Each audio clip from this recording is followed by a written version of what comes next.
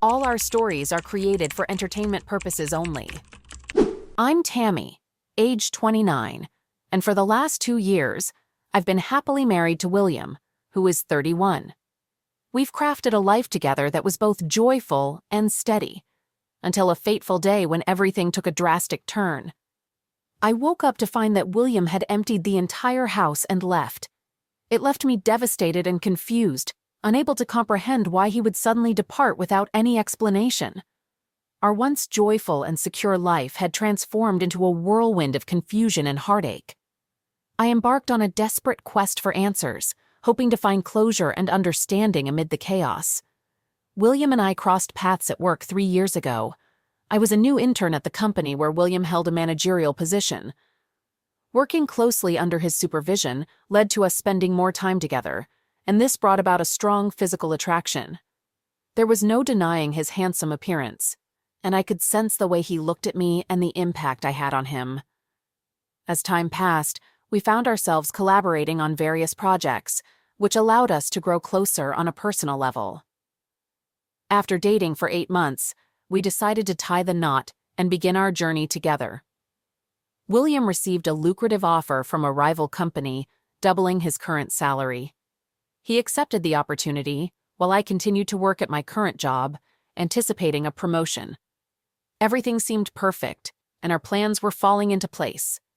We decided to move into a larger house, fully aware that our combined income would make it affordable. We were enthusiastic about this new phase of our lives and the prospect of having more space for our future family. However, the sudden change in our financial situation brought its share of challenges, as we had to adjust to a higher cost of living. Nevertheless, we remained optimistic and committed to making it work, believing that better opportunities were waiting for us. 2 months after moving into our new home, I was promoted to a new role that was quite different from my previous one. The position demanded a steep learning curve and significant time investment. The pressure mounted, leading me to turn to alcohol as a means of stress relief. My stress drinking soon escalated into obsession. Although William expressed concerns about my drinking habits, I brushed them off, falsely claiming that I had it all under control.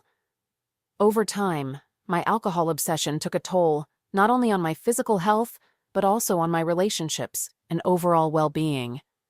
It became evident that I needed to seek assistance and address the underlying issues that led me to use alcohol as a coping mechanism. Recognizing William's concerns and acknowledging the seriousness of my obsession marked a vital step toward my recovery. I took a leave of absence from work to overcome my alcohol obsession. During my work hiatus, I enrolled in a rehabilitation program that equipped me with the necessary tools and support to conquer my obsession. Through therapy and counseling, I identified the root causes of my reliance on alcohol and developed healthier coping strategies. Although it was a challenging journey, with the guidance of professionals and the support of loved ones, I successfully overcame my obsession and regained control of my life. William proposed to me a year before our intended wedding date, and I gladly accepted. We got married, and even after witnessing my darkest times, he remained by my side. I realized he was a lifelong partner. As a married couple, we were enjoying the best moments of our lives. However, we were aware that both our wedding and my rehabilitation had put a dent in our financial progress. We discussed and agreed that I should return to work. I approached my company, who was willing to offer me the same position. After a 6-month break, I resumed working. I was assigned to a new project led by Dave. Although William had expressed his dissatisfaction with Dave, describing him as a cunning and manipulative boss, I chose to form my own opinion. I believed in giving everyone a fair chance, as perhaps Dave's leadership style was different from what William had experienced. On the first day of our project introduction, I met Dave. Despite being in his mid-40s, he maintained excellent physical fitness and looked remarkably youthful. His strategic thinking and preparation for the project impressed me from day one. I could see that many women on the team were attracted to him. As time passed, it became evident that Dave's appeal extended beyond his physical appearance. He possessed a charismatic personality that naturally drew people toward him. This was reflected in his ability to motivate the team effortlessly and create a positive work environment. Despite initial distractions, I soon recognized that his presence was a valuable asset to our project. Dave's capacity to inspire the team and foster a harmonious atmosphere played a pivotal role in maintaining focus and productivity. His valuable contributions would help us efficiently manage our time and stay on schedule for the project. Work had become quite hectic lately. I had to put in extra hours after my regular shift to cover for a coworker who took maternity leave right in the middle of a crisis. I hardly had the chance to sit down and have a proper conversation with William. He sarcastically mentioned that at least I wasn't drowning myself in alcohol and was happy to see me busy with work. I chuckled at his sarcasm and assured him that I was committed to handling the workload professionally. Despite the chaos, I expressed my disappointment about not being able to spend quality time with him, but promised to make it up once things settled down at the office. William told me that as long as I was aware of this, he was content to see me occupied. I kissed him and said that I always cared and hoped to spend time with him, which was very true. William smiled and replied, "I know you're dedicated to your job, and I appreciate that. We'll have plenty of time together once things calm down." His understanding reassured me, and I couldn't wait for the day when we could finally enjoy uninterrupted quality time together. I thanked him for his support and understanding, assuring him that his encouragement meant a lot to me. I promised to prioritize our time together once the work situation improved and expressed my gratitude for his patience during this busy period. I also mentioned that I had been feeling a bit overwhelmed lately and appreciated his patience and understanding. William nodded sympathetically and said, "I understand how important your work is to you, but remember to take care of yourself too. We'll make sure to plan something special once everything settles down." His words made me even more grateful for his support and filled me with anticipation for the future. It had been an incredibly busy month. I was the one shouldering most of the responsibilities to complete the project. There were times when Dave would reach out to me outside of work hours to ensure we stayed on track and met our project deadline. This situation led to me bringing work home and spending a lot of time on my phone, even after returning home, with Dave and me exchanging messages and calls at odd hours of the night. Sometimes I'd even get up in the middle of the night to work if I couldn't sleep. Dave assured me that I could reach out to him anytime, day or night, if I needed help, so we could work together to complete the assignment. William complained a few times about my unusual working hours, even after coming home. I explained to him that it was just a phase, and it would end once the project was finished. He wasn't thrilled with my late-night calls and messages to Dave, but I assured him that they were all work-related and necessary to keep him informed about my progress. I reassured William that once the project was done, I'd make our relationship a top priority and create more time for him. I emphasized that my dedication to work was temporary and essential for the project's success, promising to make it up to him once things settled down. As I got deeper into the project, Dave and I became more informal with each other. We often cracked jokes to relieve stress, and this informality extended to our calls and messages. We had inside jokes that only we understood, and we'd laugh at those references. People began spreading rumors about Dave and me becoming close, especially among the women. I could sense jealousy in their eyes whenever they saw us talking cordially. The rumors quickly spread and reached William's ears. One day, I came home to find William anxiously pacing, waiting for me. Without even putting my things away, he started asking questions. He wanted to know if something was going on between Dave and me. I assured him it was just baseless gossip driven by jealousy, and there was no truth to any of the rumors. William didn't seem convinced. He said where there's smoke, there's fire, and if everyone thinks they see something, there might be some truth to it. He was upset because he'd always had a feeling that Dave was trouble. Maybe I should have kept my distance from him and how he manipulates people into situations that benefit him. I was already tired from work and couldn't keep my cool to discuss something that wasn't even real. I told William it was his choice whether to trust his wife or trust the people spreading these false rumors about his wife. I stormed off to our bedroom because I didn't want to waste my time on something so unimportant. I was mad at William for not trusting me more than his former colleagues. This led to a lot of arguments between us in the following days. William kept asking me who I was talking to, texting, and meeting. It didn't feel like he was coming from a positive or protective place, but more like a detective interrogating a criminal.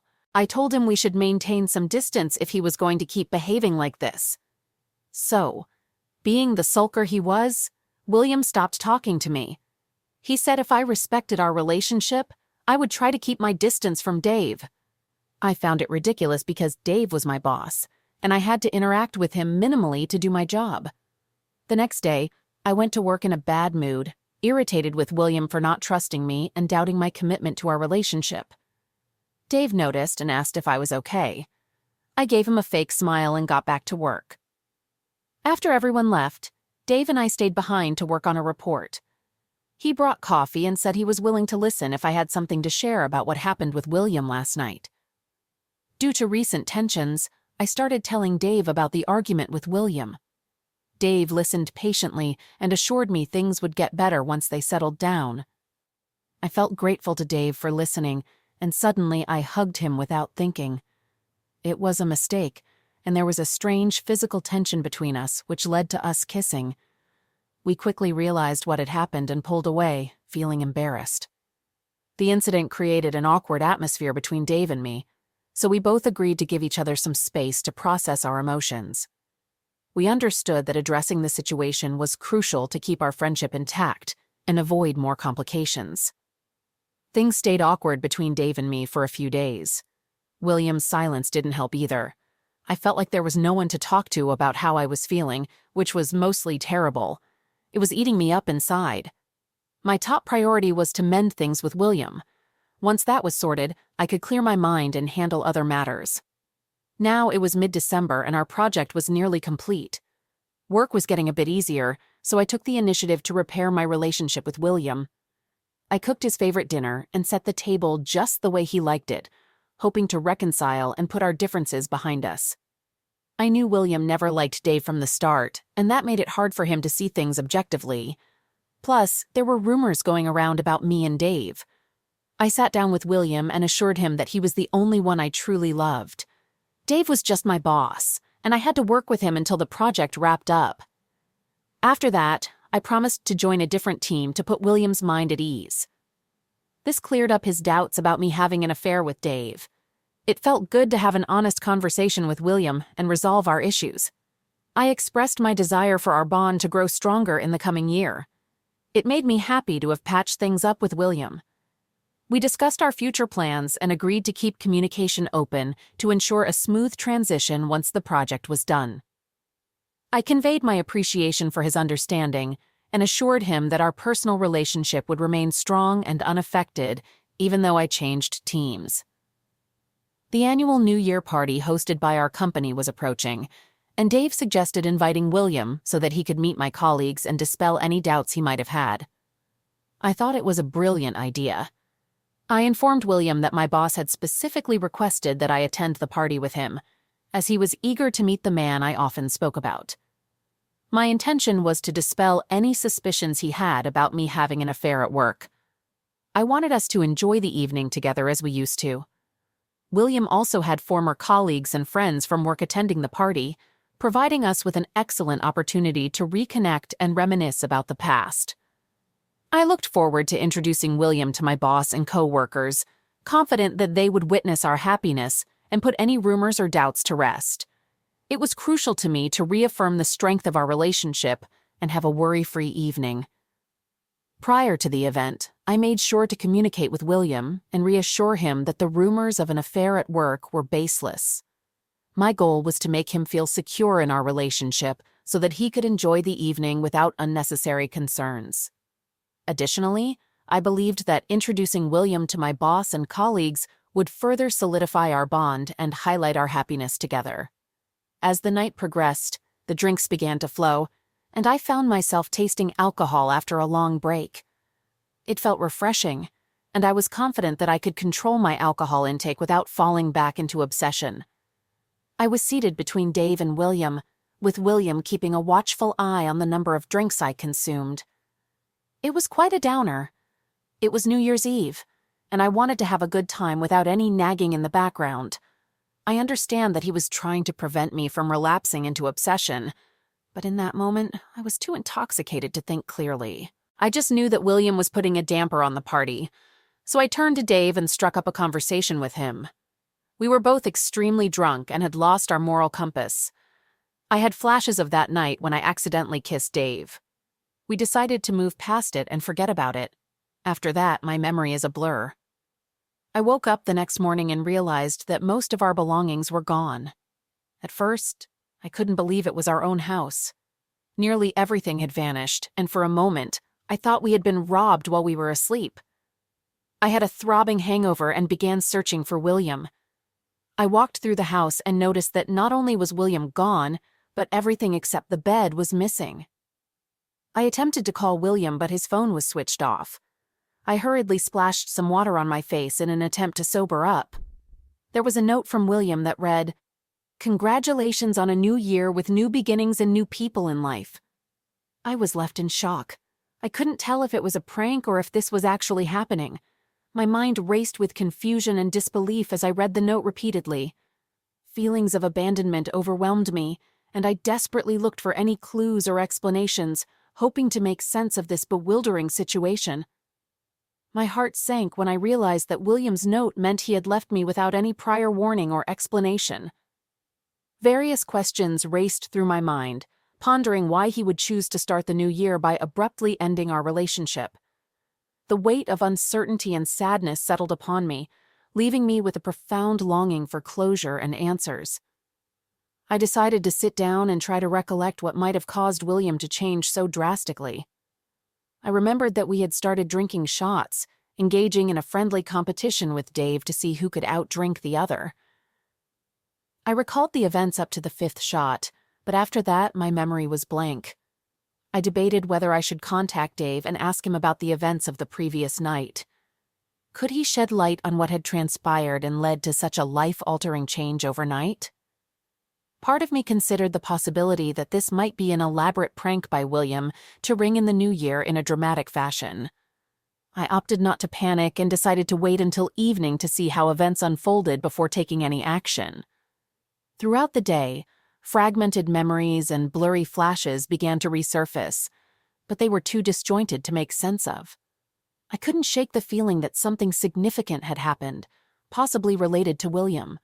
However, I understood that jumping to conclusions without concrete evidence would only add unnecessary stress. I resolved to remain composed and patient, awaiting the evening when I could gather more information and devise a plan moving forward. While anxiously waiting for evening, I decided to distract myself by engaging in activities that might help clear my mind. I took a long walk in the park, hoping that the fresh air and tranquil surroundings would provide some much-needed clarity.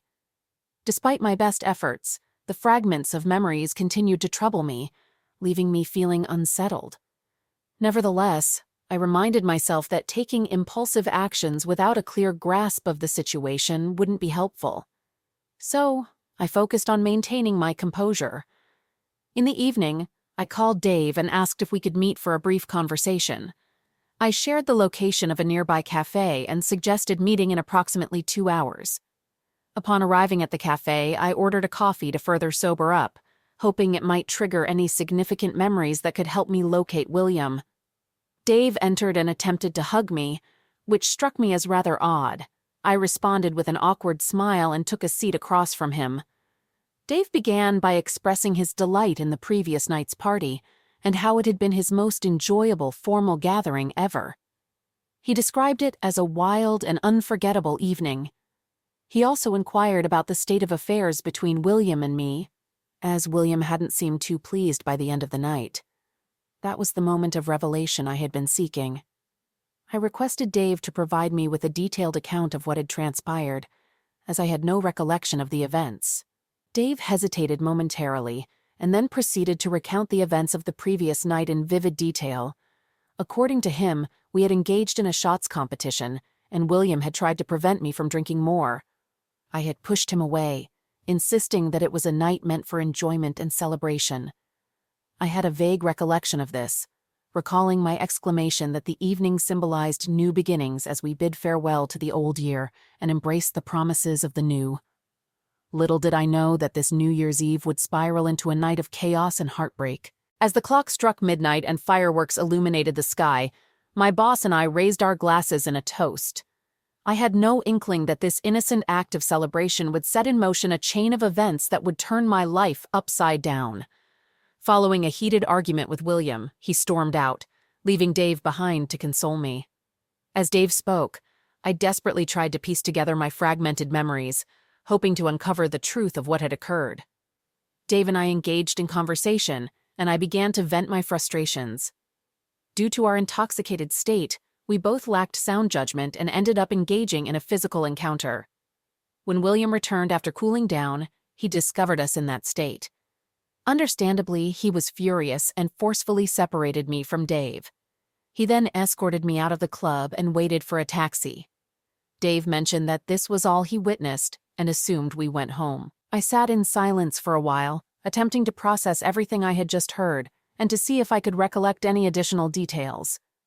Dave inquired about the status of my relationship with William. I lied, claiming it wasn't as bad as it seemed, and that William had asked me to meet him to resolve our issues.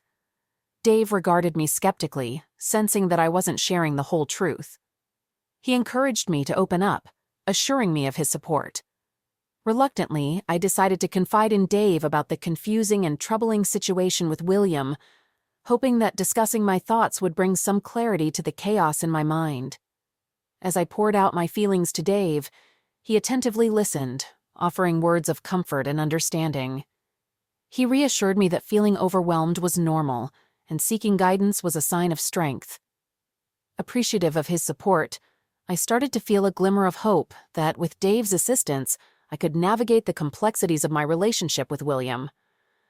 Reflecting on that pivotal night, I couldn't help but ponder how the boundaries between my personal and professional life had become so blurred. It all began innocently with a few drinks at a work-related New Year's Eve party, but it quickly spiraled out of control. My boss and I ended up quite drunk, and at that moment, any semblance of professional decorum seemed to vanish. So here I am, left with an empty house containing only a mattress and nothing more. It's been 2 days, and there's been no sign of William or any information about his whereabouts. I'm writing this in the hopes of receiving advice from anyone who has been in a similar situation. What should I do now?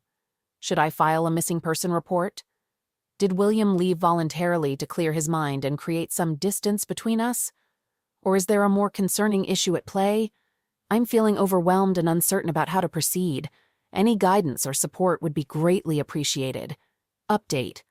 Based on your input, it seems that William might have wanted some space to sort things out on his own.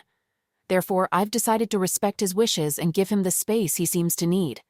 It's now been 3 months since William disappeared without a trace, and I still have no idea where he is. I tried contacting his workplace, but they informed me that he's been working remotely and couldn't provide any information on his location. Frustration and desperation for answers have led me to reach out to our mutual friends, hoping they might have some insights into William's whereabouts. However, even they are in the dark and haven't heard from him in months. The mystery surrounding his abrupt disappearance continues to deepen, leaving me with a lingering sense of unease and countless unanswered questions. I've written numerous emails to William, explaining my perspective and hoping he would read them. Unfortunately, he's blocked me on all other communication channels, making email my only remaining option. Additionally, handling the mortgage for the house on my own has become a challenging situation that I can't manage by myself. The bills, along with the few necessities I had to purchase since William took everything, had increased my expenses. Struggling to handle the growing financial strain, I considered seeking professional assistance or exploring alternative options to ease the financial pressure. In addition, the emotional weight of William's absence was overwhelming. I grappled with feelings of abandonment and uncertainty about our future together. I found a supportive friend in Dave, who partially felt responsible for how my life had turned out. I assured him that my situation was solely a result of alcohol, and there was no one else to blame but myself. Dave listened attentively as I shared my regrets and mistakes, offering words of comfort and understanding. Despite his reassurances, I couldn't help but wonder if there was any truth to his sense of responsibility. However, Dave's unwavering support reminded me that true friendship means standing by each other through thick and thin, regardless of who bears the blame. As we continued our conversation, Dave shared his own struggles and errors, emphasizing that we all make choices that lead us down different paths. His empathy helped me understand that while he may have influenced some of my decisions, ultimately, my own actions determined the outcome. Together, we pledged to support each other in making better choices and creating a brighter future. I was about to express my gratitude to Dave by hugging him for being there for me when I heard William walk in. He accused me of faking not having an affair with Dave and claimed that he now had proof of my actions during his absence. He mentioned reading the emails I had sent him, thinking he might have been mistaken about the affair. Despite our attempts to explain and make him listen, William became agitated and unwilling to hear us out. He informed us that he had been keeping an eye on us and had noticed Dave's frequent visits to the house. He even suggested that Dave might have a spare key to the house. This accusation angered me. I expressed my frustration, telling him that I was tired of being accused of something I hadn't done. I made it clear that if he continued in this manner, he could leave the house because I wouldn't keep proving my innocence to him. William chuckled at my reaction, mocking me for being a convincing actor, and then he departed. I collapsed on the floor, tears streaming down my face, shocked by the shallowness of William's character. Update. 6 months had passed since my last argument with William. I had hoped that he would reflect on our situation and come back to me after I had vented my feelings. However, I was mistaken. His behavior had only worsened. He continued sending letters, claiming to have knowledge of everything between Dave and me. I decided that the best response was to ignore him, believing that would be the most satisfying reaction to his attempts to provoke me. Over time, the frequency of his letters decreased, and I assumed he had finally understood my stance. One evening, I returned home from work late and sorted through the mail.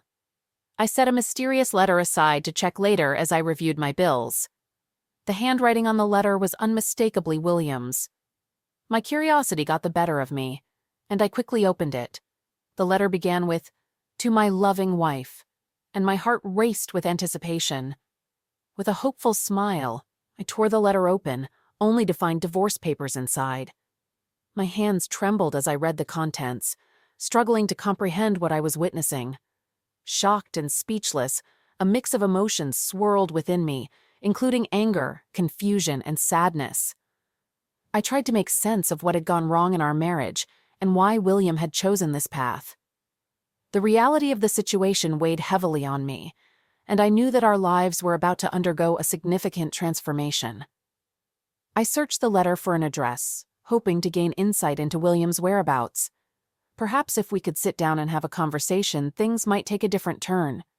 Despite everything William has put me through, all I really wanted was to make an effort to save our marriage. I never intended for events to unfold like this, but the consequences of that New Year's Eve have made me acutely aware of how it has impacted my personal life. My life took a complete turn after one small incident of getting drunk and kissing my boss. I never expected William to react by becoming a passive-aggressive and simply abandoning me without a word or seeking an explanation. Now I'm struggling to cope with the aftermath of that night, desperately trying to repair my marriage and understand why William reacted so drastically. It's disheartening to realize that one seemingly innocent mistake can unravel the trust we had built over the years. It's a harsh reminder of the importance of setting clear boundaries between our professional and personal lives. Facing this hard truth, I've come to understand the need to establish clear boundaries between my work and personal life. The mix of alcohol, work, and personal relationships had unexpected and devastating consequences. I've learned the hard way that blurring these boundaries can seriously affect my well-being and relationships. I'm determined to make changes and prioritize my well-being. This experience has awakened me to the need for a healthier balance between my work and personal life. I've decided that I won't let William or anyone else undermine my self-worth. I made some mistakes, but that doesn't make me a bad person or a cheater. I did kiss my boss when I was vulnerable, but if William had just talked to me and tried to understand my feelings, maybe all of this could have been avoided. I'm not here to blame anyone for how my life turned out. This is me venting and using this post as a reminder that you never know when someone might turn their back on you.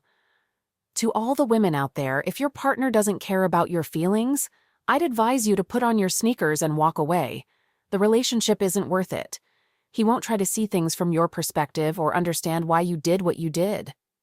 I'm not here to generalize about all men. It's just one significant red flag to watch out for, in my opinion.